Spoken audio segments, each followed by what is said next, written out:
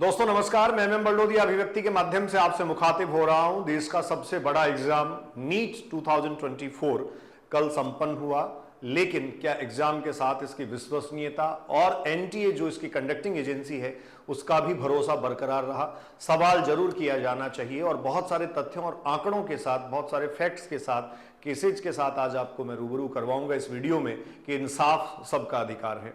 देश भर से चारों तरफ से बहुत सारे फोन कॉल और मैसेजेज हैं, बच्चों के बहुत अच्छे मार्क्स आ रहे हैं। एक शिक्षक के नाते मुझे इस बात की बहुत खुशी है।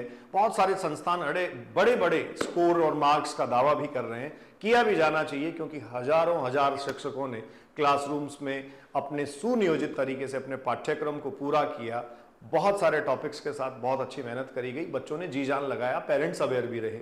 लेकिन कुछ उन बच्चों का क्या कसूर है जो एग्जाम सेंटर पर समय से जाता है, पूरे साल पढ़ के भी जाता है, उसको गलत पेपर दे दिया जाता है। एग्जाम सेंटर से सैकड़ों विद्यार्थी बाहर आ जाते हैं, हंगामा मचता है और उन्हें डांट डपट के फिर बिठा दिया जाता है। शाम को एनटीए एक नोटिस जारी करता है और क्या मानसिक स्थिति उस बच्चे की रही होगी?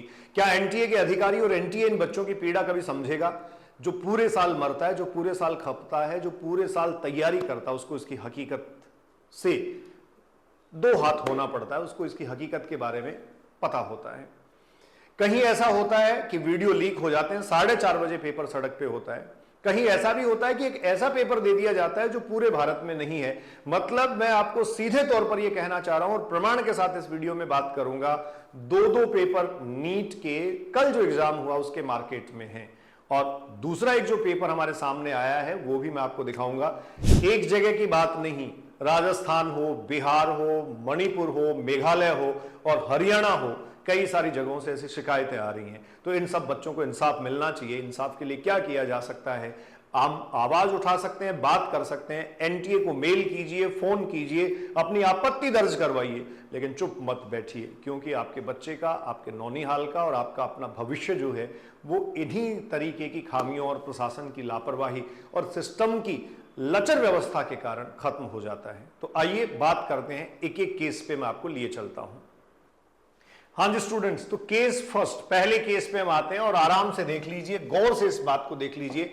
आज के समाचार पत्र भरे पड़े हैं, मैं ऐसी कई सारी चीजें आपको बताने वाला हूं। नीट 2024 का एग्जाम हुआ, गलत पेपर मिलने पर हंगामा, पुलिस ने छात्रों और अभिभावकों को पीटा। ये बच्चे पिटने नहीं गए थे, ये अभिभावक जो है वो अपना चैन सुकून अमन छोड़कर रात दिन की अपनी गाढ़ी कमाई इन बच्चों पे खर्च करते हैं, इस तरीके से पिटने नहीं गए थे। अच्छा, पुलिस के साथ इनके दो हाथ क्यों करने पड़े? क्योंकि इनके बच्चों को गलत पेपर दे दिया गया। परीक्षा केंद्र पर 6 कमरों में हिंदी मीडियम के विद्यार्थियों को अंग्रेजी मीडियम का पेपर दे दिया गया।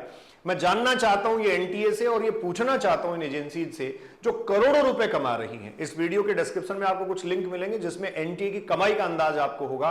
करोड़ों रुपए कमाने वाली एजेंसी अपने इन्विजिलेटर्स इतने परफेक्ट क्यों नहीं लगा सकती? क्या उनका ओरिएंटेशन, उनकी ब्रीफिंग, उनकी ट्रेनिंग सही तरीके से नहीं करवा पाती, जिसको दिखाई नहीं देता है कि पेपर हिंदी मीडियम का है या इंग्लिश मीडियम का है? बच्चे के भविष्य का मामला है ये, उसकी छोटी सी गलती हजारों बच्चे को भविष्य को बर्बाद करती है। यहां बच्चे को अंग्रेजी मीडियम की जगह, माफी चाहूंगा, हिंदी की जगह अंग्रेजी का पेपर दे दिया गया। हिंदी के बच्चे को इंग्लिश का पेपर पकड़ा दिया जाता है। उस समय कितना कूल और कंफर्ट होने की आवश्यकता है उस बच्चे को? कंफर्ट जोन में रहना, बहुत शांत तरीके से, सही तरीके से एग्जाम सेंटर पे उसका अपीयर होना उसके भविष्य का निर्धारण करता है। यहां ये होता है और फिर इसी को लेके एनटीए एक नोटिस जारी करता है जिसमें वो कहता है कि 6 बजे से लेकर 9:30 बजे तक दोबारा से ये पेपर करवा दिया गया है। उन अधिकारियों को पूछो अगर आपके बच्चों के साथ ऐसा होता तो क्या होता? क्या आप इस खामियाजे को भुगत पाते? क्या आप इसको मान लेते? भरतपुर परीक्षा से पहले बच्चे ने ली जान, ये खैर अलग मामला है। इसके अलावा आप देखिए, नीट में डमी बैठने के लिए 10 लाख लिए एमबीबीएस के 3 छात्र गिरफ्तार। ये भरतपुर में ऐसा वाकया हुआ है। तो यहां से डमी कैंडिडेट बैठे। जिस सेंटर की बात की जा रही है, ये सवाई माधोपुर के एक सेंटर पे हुआ। बच्चों, इस सवाई माधोपुर के सेंटर का वीडियो इसी के साथ आपको मिलेगा, आप देखना। इसमें 4:30 बजे सड़क पे पेपर था और बच्चे नारेबाजी कर रहे थे, एनटीए मुर्दाबाद। क्या इसको आउट नहीं माना जाना चाहिए? क्या इस पेपर को लीक नहीं माना जाना चाहिए? उन बच्चों का क्या कसूर है जो सही तरीके से अपना एग्जाम वहां देने गए थे?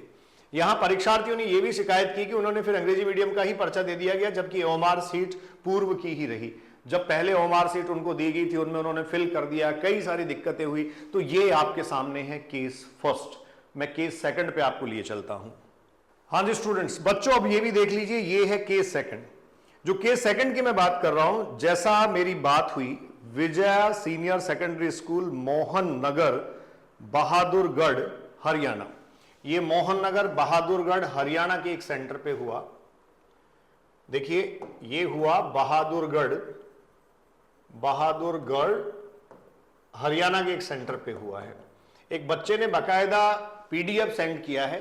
पेपर का कोड आप देख पा रहे होंगे N2 है, N2 पेपर का कोड है N2। और जैसा आप बच्चों ने कल से देखा है, बहुत सारे पेपर्स हमने सॉल्व किए।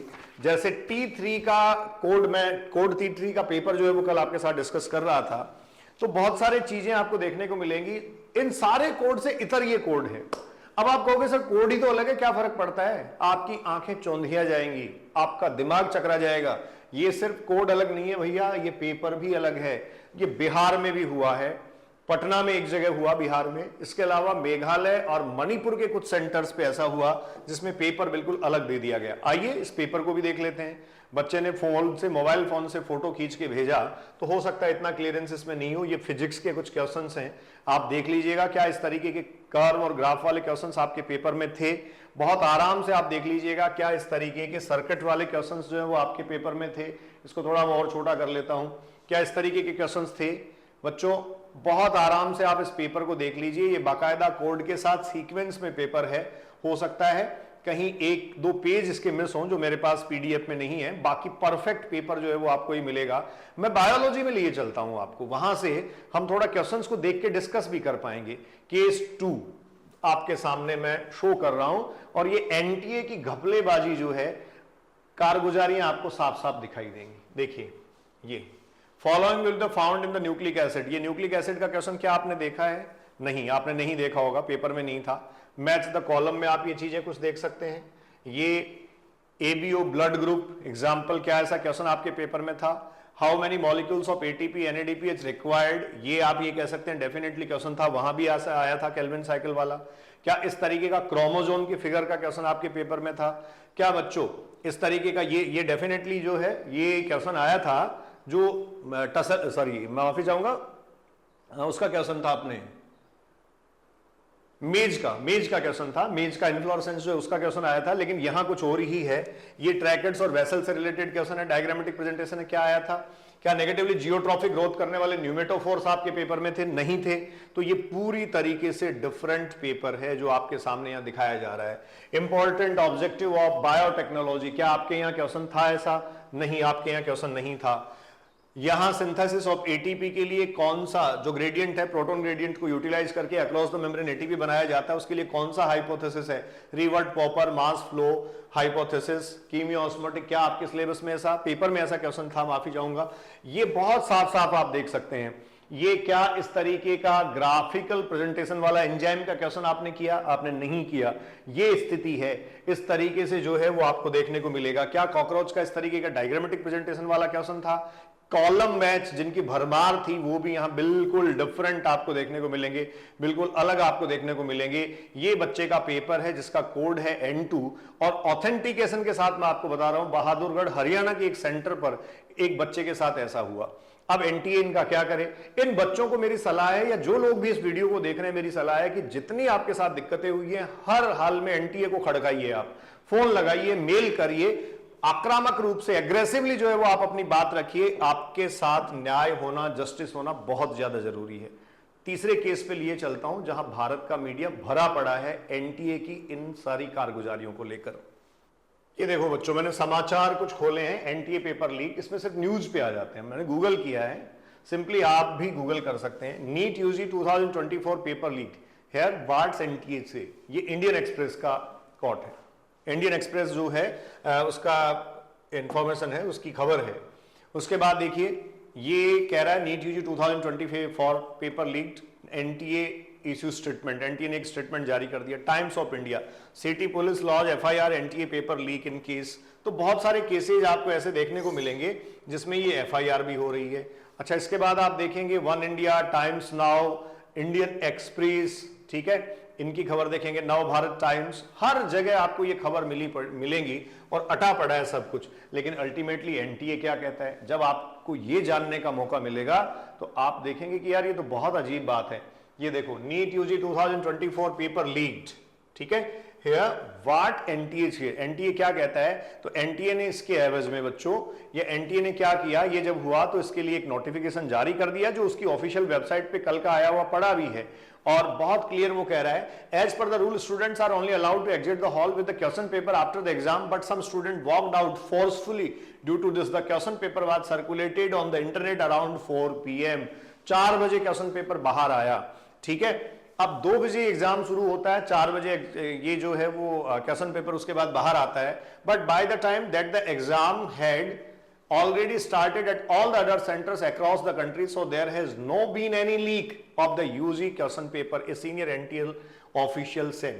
ये आपको बहुत साफ दिखाई दे रहा होगा, ये बहुत साफ साफ आपको दिखाई दे रहा होगा, ये एनटीए ने कहा है, ये एनटीए का कहना है, ये एनटीए का कहना है बच्चों, आपको बहुत साफ साफ ये समझ आ रहा होगा कि कोई क्वेश्चन पेपर लीक नहीं हुआ क्योंकि 4 बजे बाद आया। नीट यूजी 2024 एग्जाम जो था वो 5:20 पे खत्म होना था। 557 सिटीज में जो है वो कंट्री, सॉरी इन सिटीज में एंड 14 कंट्रीज में ये जो ऑर्गेनाइज करवाया जा रहा था। देखने की बात ये है यार, छोटी छोटी जगहों पे सेंटर आते हैं, खैर बड़ी स्टूडेंट स्ट्रेंथ है तो कैसे मैनेज हो, लेकिन इसको सेगमेंटेड किया जा सकता है। एक जोन में एक बार एग्जाम करवाया जा सकता है, दूसरे जोन में दूसरी बार एग्जाम करवाया जा सकता है। बहुत लंबे समय से तो ये भी मांग उठ रही है कि एनटीएस एग्जाम को 2 अटेम्प्ट में क्यों नहीं करवा लेता, बच्चे के भविष्य का सवाल है, एक ही बार में क्यों अपना सब कुछ वो आप दाव पे लगा दे। ये सारी बातें हैं। अब आपके दिमाग में ये चीज आ रही होगी कि सर इतनी सारी चीजें जब हो रही हैं तो एनटीए के साथ ही ये सब क्यों होता है। फाइनली एनटीए पे मैं आपको ले चलता हूं। हाँ स्टूडेंट्स, ये मेरे पीछे स्क्रीन पर जो आप देख रहे हैं ना, नेशनल टेस्टिंग एजेंसी एनटीए, ठीक है, अपने आप में देश की सबसे बड़ी टेस्टिंग एजेंसी या एग्जाम कंडक्ट करवाने एजेंसी कही जाती है। आउटसोर्सिंग करती है, अपने खुद के कर्मचारी नहीं है। सरकार क्या कर रही है, ऑटोनोमस बॉडी है, दुनिया भर का पैसा एग्जाम से आ रहा है, तो क्यों नहीं इन बच्चों के एग्जाम को सही करवाने के प्रयास किए जा रहे हैं, ऐसा क्यों नहीं किया जा रहा।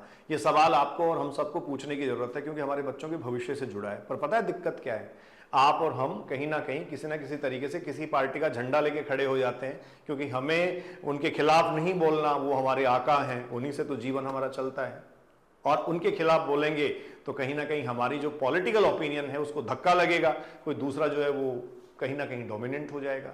ये पॉलिटिकल ओपिनियन बनाते रहिए और अपने बच्चों के भविष्य के साथ खिलवाड़ होता हुआ देखते रहिए। मुबारक हो आपको। मैं एमएम बलडोदिया अभिव्यक्ति के माध्यम से आपसे मुखातिब हो रहा था। जहां तक मुझे लगेगा, जब तक मुझे लगेगा कि बच्चे के हित में बात की जानी चाहिए और आवाज उठाई जानी चाहिए, सदैव अपने इस प्लेटफॉर्म पे और विभिन्न भिन्न भिन्न प्रकार के प्लेटफॉर्म्स पे मिलता रहूंगा। Enjoy your life, be safe, thank you. फिलहाल इतना काम करिए, अगर आपके साथ कोई भी दिक्कत हुई है तो एनटीए को फोन करिए, मेल करिए, अपनी आपत्ति जरूर दर्ज करवाइए। Thank you.